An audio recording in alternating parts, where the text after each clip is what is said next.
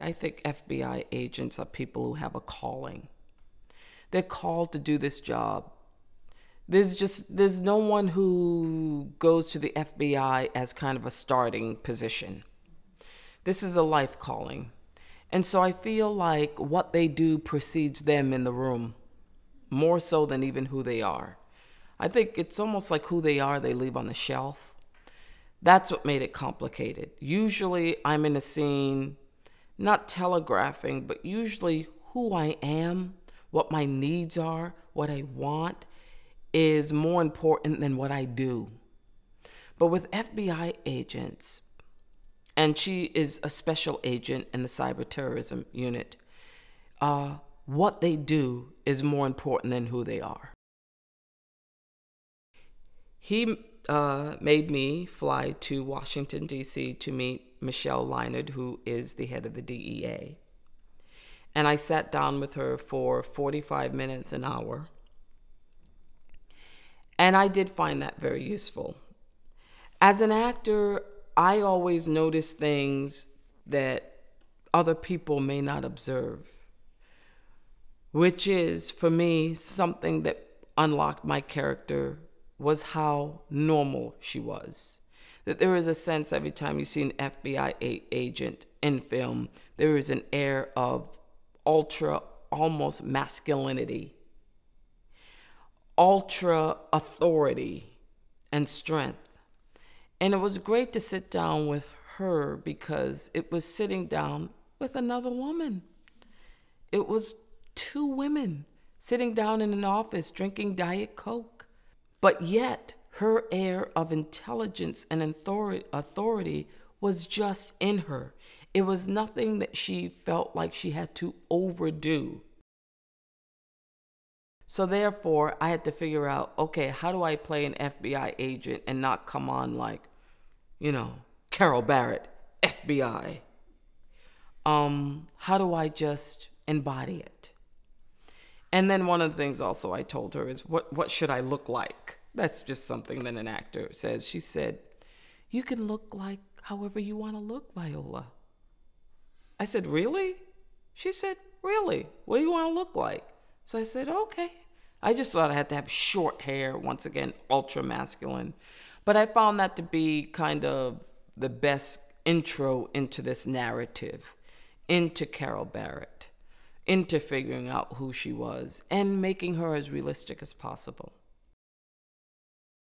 All FBI are type A personalities. They just are. It's like type A personalities are absolutely attracted to the FBI. And also almost a passionate, singular feeling of wanting to do good. I found working with Chris, I've been telling people this, so I've been talking about him. He's just been a surprise in my career. The sweetest man in the world.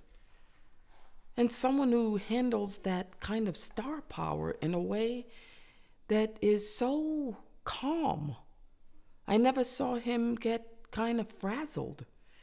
And everyone was getting frazzled during this. The heat, the long hours, the complexity of the subject matter, the complexity of Michael Mann. But he was the calm in the storm. Lee Home has about 33 million followers on Facebook, which is almost 1/10 of the US population, which I still cannot wrap my mind around. What I found with working with Lee Home and Tang Wei, though, was I have to tell you that a huge lesson in all of this, I was humbled in so many ways working with them, because in China, we didn't even have trailers. I didn't even know how attached I was to my trailer until I got to China.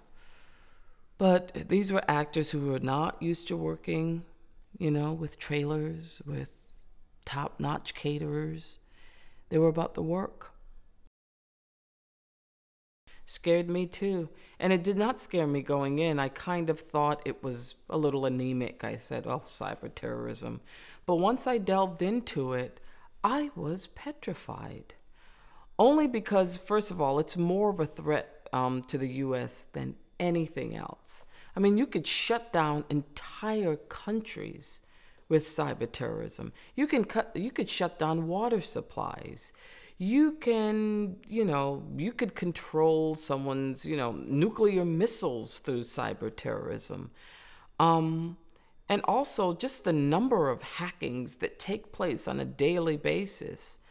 I found it to be absolutely, it's the new threat of the 21st century. And we had worked maybe 18, 19, 20, 24-hour day. So I'm wondering where he gets the energy from, because my energy stops. I think after 12 hours, my brain goes into Never Never Land.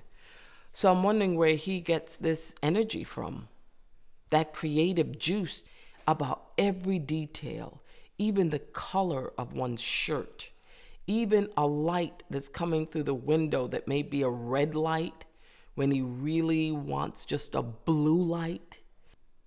So it's that kind of attention to detail, attention to specificity that absolutely makes him a genius. So you do all of those takes. And the beauty of doing all of those takes is you have 10, 15 different choices at the end of the day.